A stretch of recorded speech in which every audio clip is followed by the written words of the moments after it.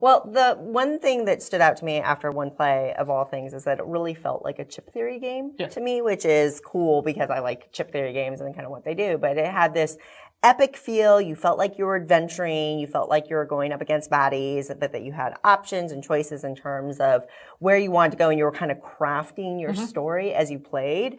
And somebody who's only played so much of the video game, right? I still love that I got to immerse myself into the game without just a really deep background in the video game itself. So that really was fun for me personally. I know you've played the video game a little bit more than me. Yeah, but no, it's good. Like, you don't have to play it. And that's the thing. Like, it's not just like paint by numbers. Do you know what I mean? So it's like in a way that it works for a board game, and that makes me happy. Something that made me really happy too is, video games, you pick a character, pick, all the things that they're going to do. You have a tech tree and do all the things, and you're kind of like staying within that role. But here you don't have to do that. I like that. So you can diversify, if you will. And I'm a big fan of that just because I want to dabble in a little bit of everything. Now that may change going down the line, maybe have to streamline.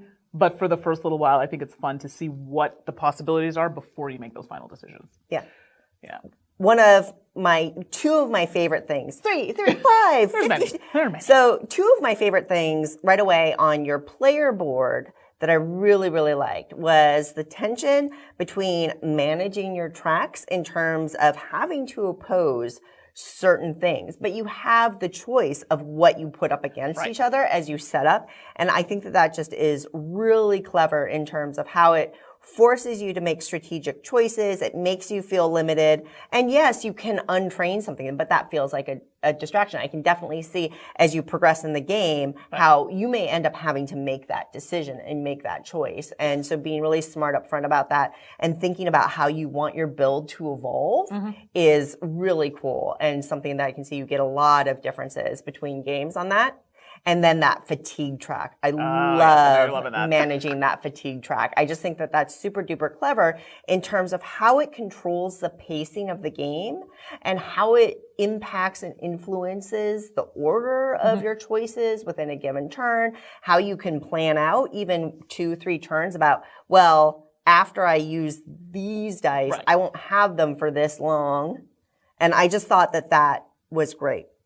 On top of that, you have the lockpicking for those treasures. Yeah, that's fun. And I love how that influences, and like you can get great stuff and you feel pretty confident you can get it as long as you can take those fatigue cubes. Right. Which again influences that fatigue track. And I thought that that was a really nice little interjection. At first, when I first thought about it and they first taught us about it, I thought, oh, that feels kind of random and why don't.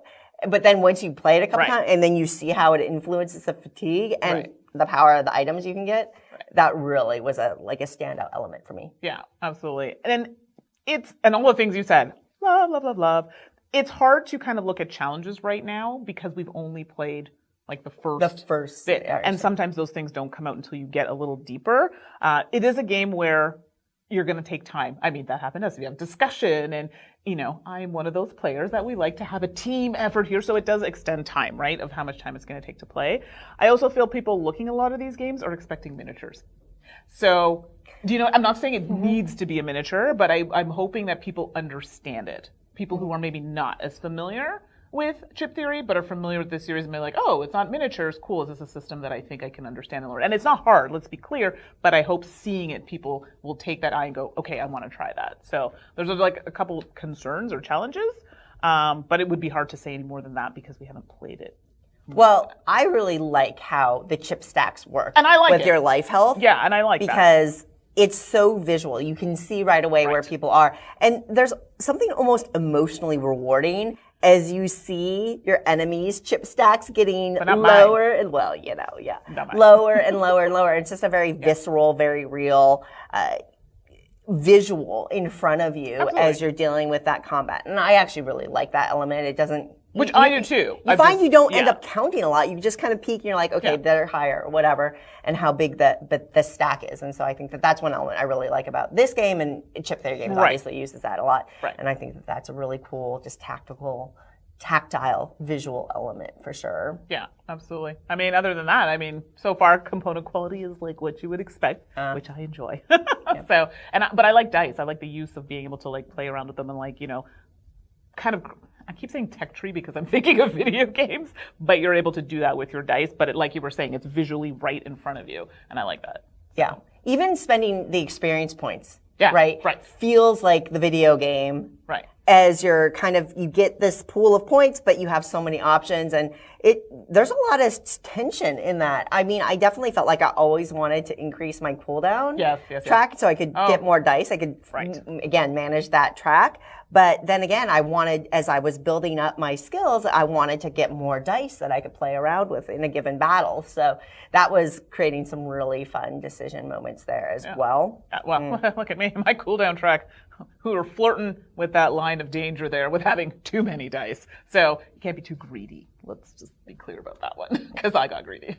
Well, and I mean, I think that with any dice games, you get those stand-up dice rolls. And I mean, you had that dice roll. This is going to be a confession here. One of those confessions to the camera. So I went on the battlefield, and I was very confident in what was going to happen in this. We're done. We're taking this baddie out. And to my dismay, it took me out with one roll. Very sad. I mean, no. You got demolished. It was bad. Demolished. It really was. But then you have the moments where you are on the edge, and you're like, okay, well, we'll just push through. And then you roll blanks, or you have a low hit roll. And I mean, that's exciting too, right? And you just feel this immense relief, and you get all excited for the next turn. And I think that that's really fun. You need that to simulate. And when I say simulate, I use that loosely, but that's what happens in video games. Things pop up and it's random, and how are you going to attack it or approach it? The dice kind of do that here. So I appreciate that. Yeah. And for sure, I'm looking forward to exploring more character builds, because I really liked what I was getting to do in terms of the one-handed ability, but then as you were getting relics and equipment and how those changed, what your options were, and the flexibility and how they could complement your abilities, or sometimes not, right? And we could have traded and things like that. But I think that it's pretty clear that there's going to be so much to explore in terms of how you build out your characters, and that'll be super fun to try different things. Exactly, and not finding it overly complex. I personally, and as someone who sometimes struggles with a lot of things and remembering them, I definitely think, having that player aid, which is hopefully will be coming, will help kind of manage that. But even after a while as playing, I was able to kind of pick it up. It just started to make sense. So I appreciate that as well. Absolutely.